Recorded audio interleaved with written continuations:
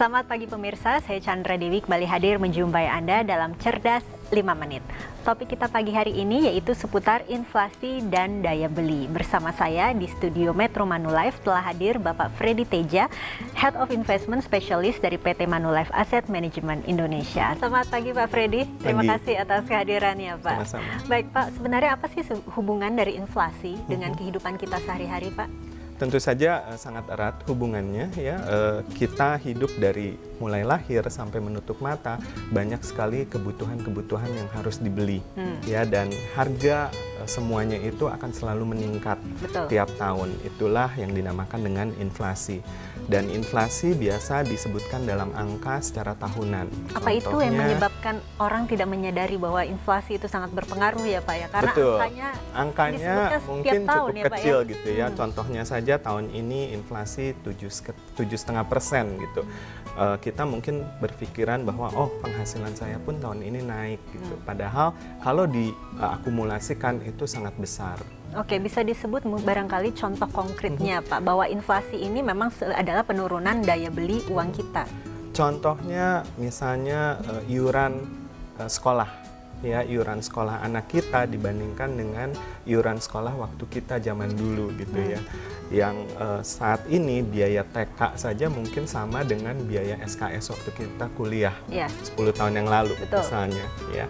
Atau yang lebih konkret lagi untuk ibu-ibu rumah tangga dengan uang 100.000 misalnya. Saat ini kita ke pasar pasti belanjaan yang bisa dibawa pulang lebih sedikit dibandingkan tahun lalu dengan 100.000 seperti itu. Jadi memang itulah penurunan daya beli ya, karena inflasi tadi yang barangkali memang jarang disadari oleh orang-orang ya.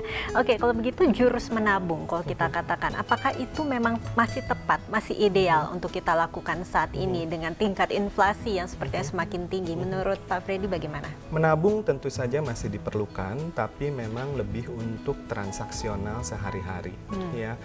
Bunga tabungan contohnya saat ini mungkin kisarannya 5% ya. Jadi dengan uang 1 juta rupiah kita tabung satu tahun ada bunga 5.000 rupiah ya. Sementara inflasi sekitar 7%, artinya harga barang pada awal tahun 1 juta nanti di akhir tahun sudah meningkat jadi 1.007.000, tetap tidak bisa dibelikan. Oke, tidak ya. terkejar Tidak sepertinya terkejar. ya Pak ya, karena Betul. tingkat inflasi lebih tinggi daripada tingkat bunga saat ini. Betul. Kalau begitu apa yang harus kita lakukan Pak? Bukan berarti kita tidak butuh tabungan ya, seperti tadi saya jelaskan, tabungan tetap kita butuhkan untuk kenyamanan dan keamanan transaksional ya. Kita tidak mungkin menyisihkan dana ke satu produk investasi, tapi kita tahu bahwa oh, minggu depan saya harus tarik lagi, satu harus saya gunakan gitu. Jadi kita harus mengalokasikan mana dana kita untuk kebutuhan transaksional, mana dana kita untuk investasi masa depan.